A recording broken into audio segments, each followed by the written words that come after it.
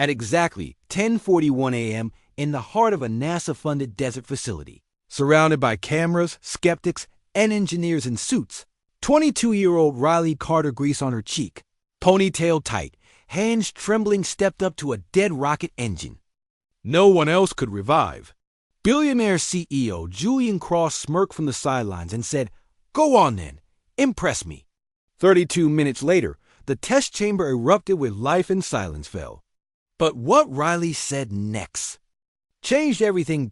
Asterisk. The sun beat down on the scorching Mojave sand as Riley Carter adjusted her gloves, the heat from the metal casing of the prototype rocket engine already stinging her palms through the fabric.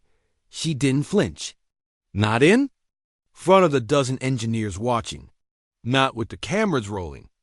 Not with him, Julian Cross, smirking from behind his sunglasses, arms folded across his designer jacket like this was just some midday amusement. "You sure you don't need help, sweetheart?" came a snide voice from the back. Riley didn't bother turning. That voice belonged to Eric Vale, the Cross-Tech propulsion lead and the same man who told her a week ago that her ideas were cute for a mechanic's daughter.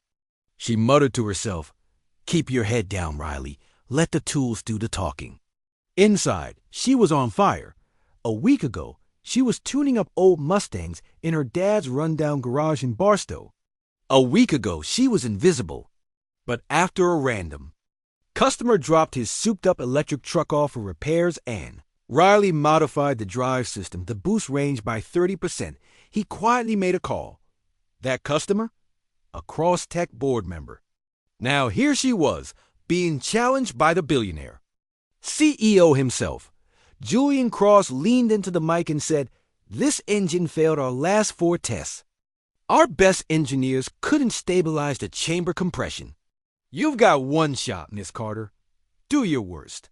The crowd chuckled. But Riley wasn't laughing.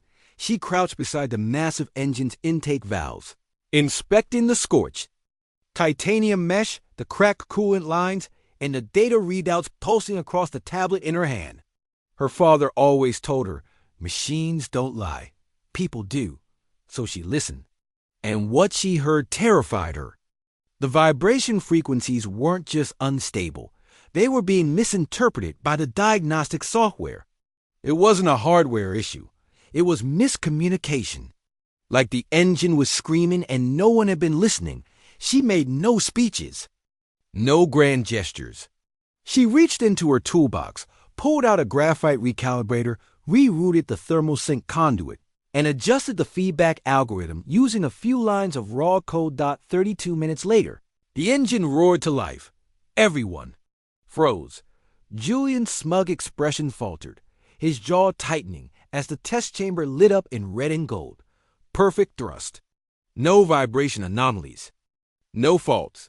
Then Riley stood up, wiped the sweat off her brow, and said calmly, "Your software team's reading the wrong language. I just gave the engine a voice." Silence. Then one of the senior engineers, a man old enough to be her grandfather, whispered, "Holy hell." "She's right." Julian Cross stepped forward, removing his sunglasses. His icy blue eyes scanned her face. "Where did you learn that?" Riley replied without a flicker of ego. "In a garage that barely has Wi-Fi. My dad taught me to fix engines. With duct tape and instinct. Guess it translated." But the story didn't end there. Because the next day, Riley didn't go home. She got an invitation to stay. And what she uncovered inside Cross-Tech would shatter reputations, forge unexpected friendships, and expose secrets buried in billion-dollar shadows. Asterisk. The next morning, Riley Carter didn't wake up to the smell of gasoline or the hiss of a coffee pot in her father's cramped kitchen. She woke up in a sterile white room inside the Cross-Tech Innovation Campus. No windows, just steel shelves, 2 monitors, and a biometric scanner on the door. Her boots still had dirt from Barstow. She didn't care. "Welcome to the future," muttered Riley under her breath, brushing her fingers across the glass table. Too polished to be practical. A soft knock on the door was followed by the one person she hadn't expected to see again so soon, Julian Cross. But this time, the smirk was gone. He looked cautious.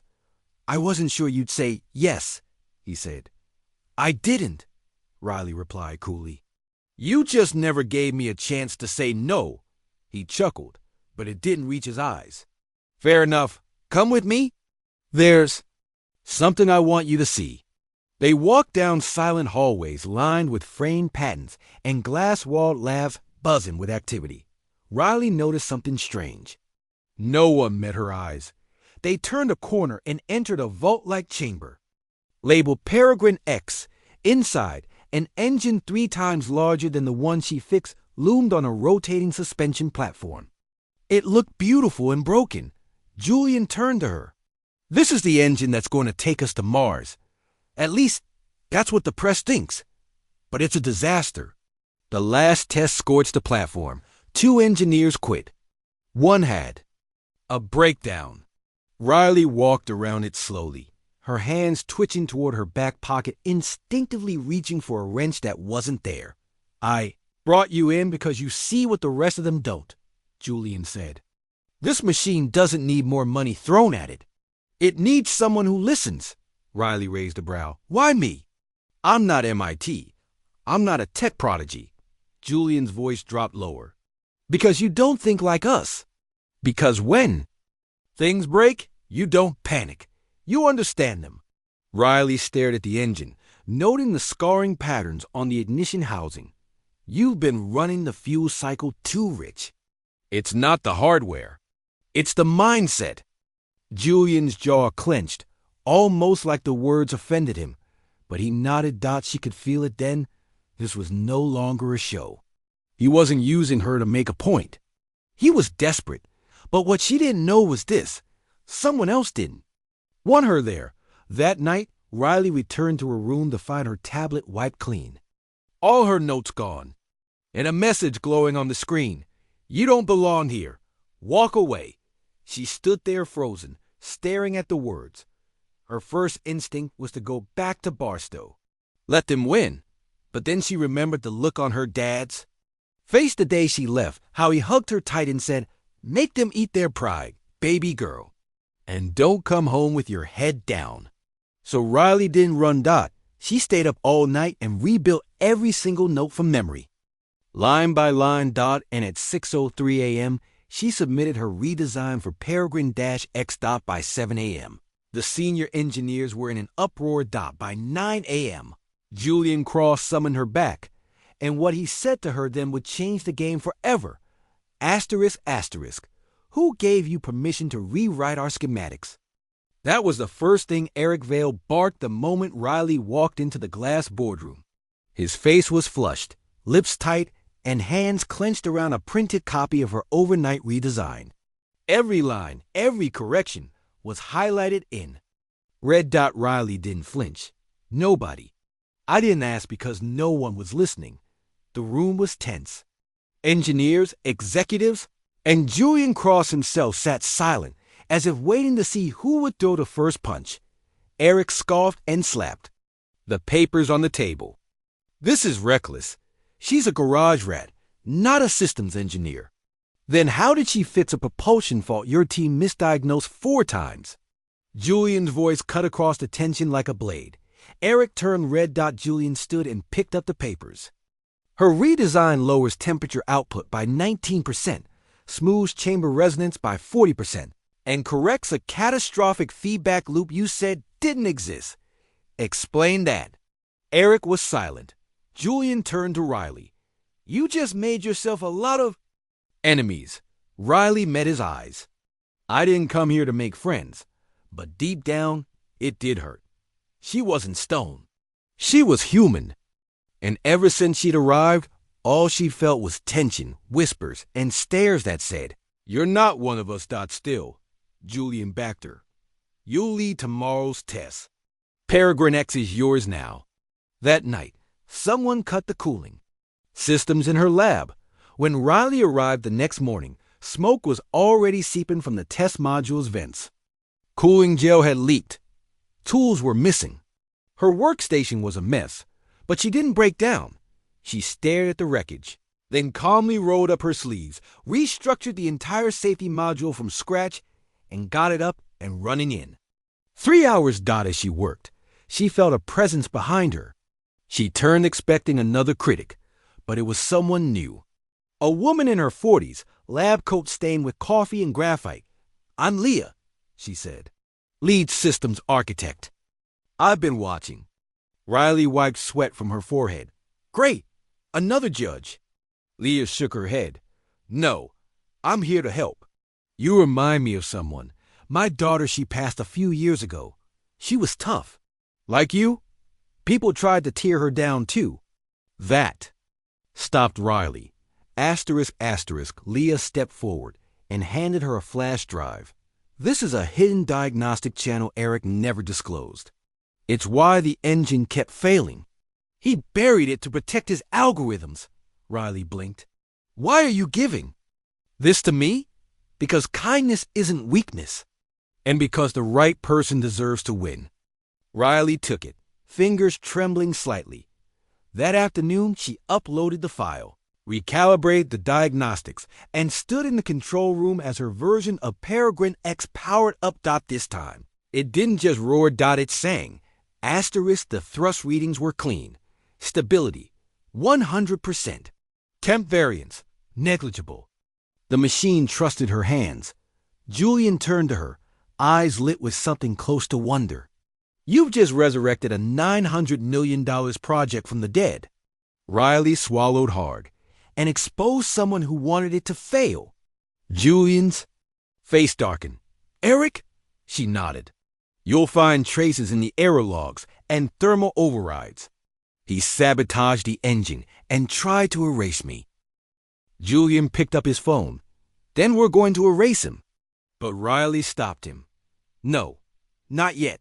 Let me do this my way." He stared at her. "You're sure?" Riley nodded. "If I win because you fired him, it's pity. But if I win, with him watching, that's power." Julian slowly smiled, and so began the quiet war. The sky over Nevada was a perfect, cloudless blue on the morning of the public demonstration. Riley Carter stood beside the gleaming shell of Peregrine X, now fully assembled, pressure-tested, and poised for ignition. Behind her, an entire crowd of press, cross-tech board members, aerospace analysts, and dozens of cynical engineers filled the observation platform. Cameras were everywhere. And so was Eric Vale. He stood near the rear, arms crossed, face unreadable. Riley hadn't seen him since the sabotage incident, but she felt him watching her every move. Like a storm cloud waiting to split open. Julian Cross leaned toward her just before the countdown. "You don't have to speak if you don't want to. Let the engine speak for you." But Riley shook her head. "I've been silent long enough." She stepped up to the podium.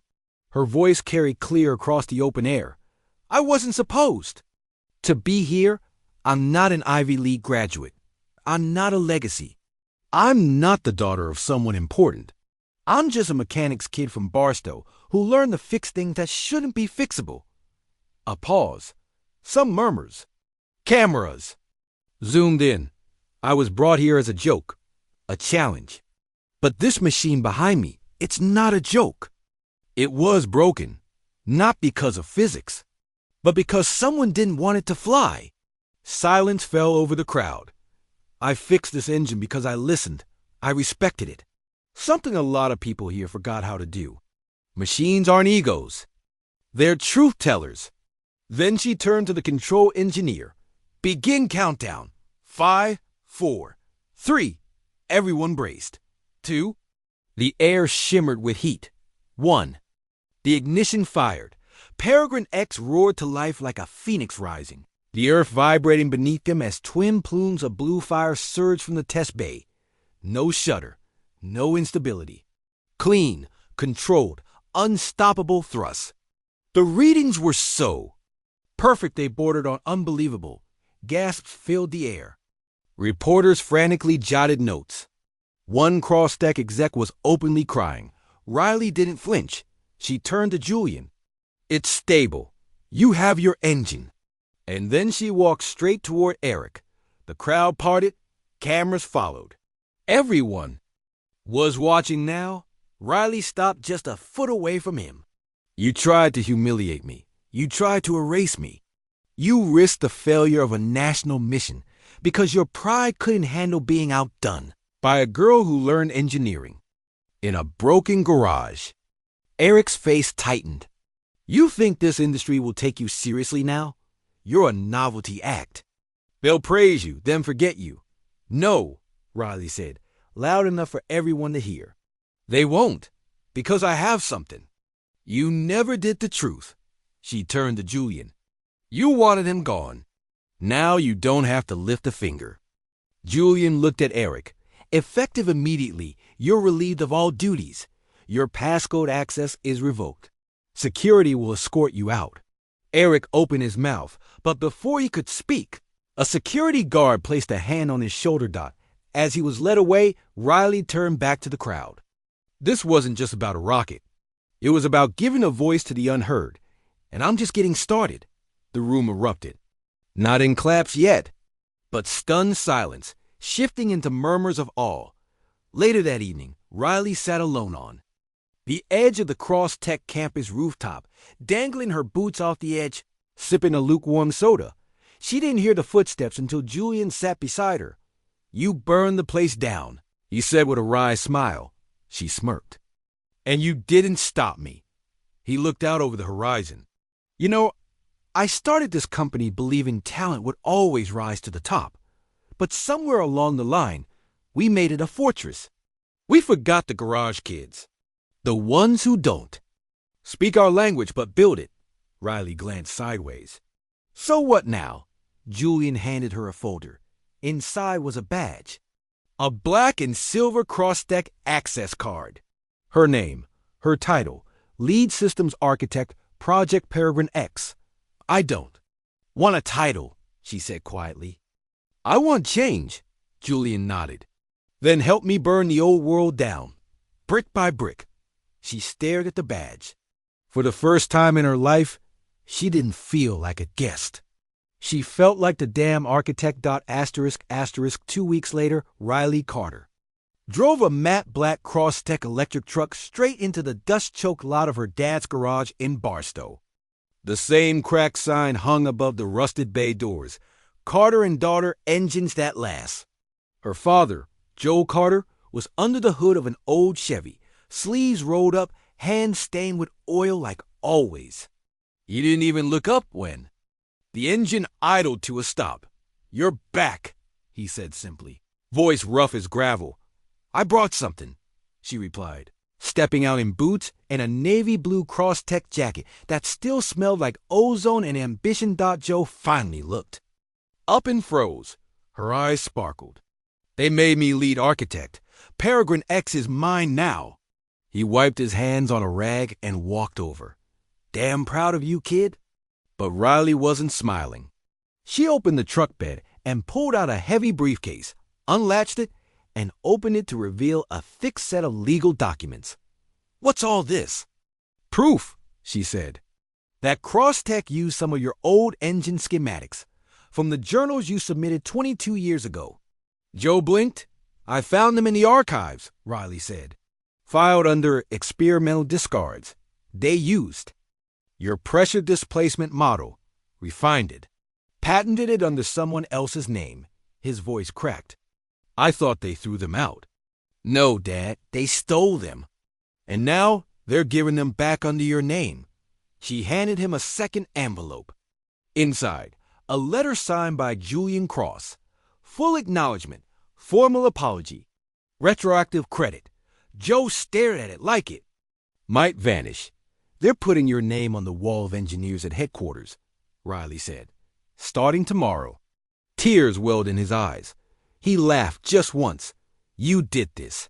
She shook her head. You built the foundation. I just rewired the lights. That night, the garage lit up like it hadn't in years. Julian himself arrived by helicopter. No PR team, no fanfare, just him, Riley, and her dad. He shook Joe's hand and apologized in person, but Riley had one more surprise. She took Julian around the back, where a group of local teenagers were. Working on busted scooters, broken lawnmowers, and old bike engines? This is your new division, she said. I'm funding it myself. We teach engineering here. Free. No degrees required. Just hands, curiosity, and a willingness to learn. Julian raised a brow. You're starting your own school? Not a school, Riley said. A movement. Within months, Carter Lab had spread to 3 nearby towns. Kids who'd been dismissed as dropouts were now building small engines, designing battery modules, and presenting at regional STEM expos. Riley used her position at Crosstech to funnel resources into overlooked neighborhoods, restoring the spirit of garage-born brilliance. She gave guest lectures, but never from a stage. Always from the floor, with her sleeves rolled up, engines open and tools in hand, her story began circulating nationally. The mechanic's daughter who fixed a billion-dollar rocket. But Riley never sought the spotlight. What mattered more were the girls who walked up to her after sessions, hands covered in grease, saying, "They told me I'd never be smart enough, but now I want to be like you." To which Riley always replied, "No, kid, you be better." And then, one day, Crosstech's HER department received a familiar resume.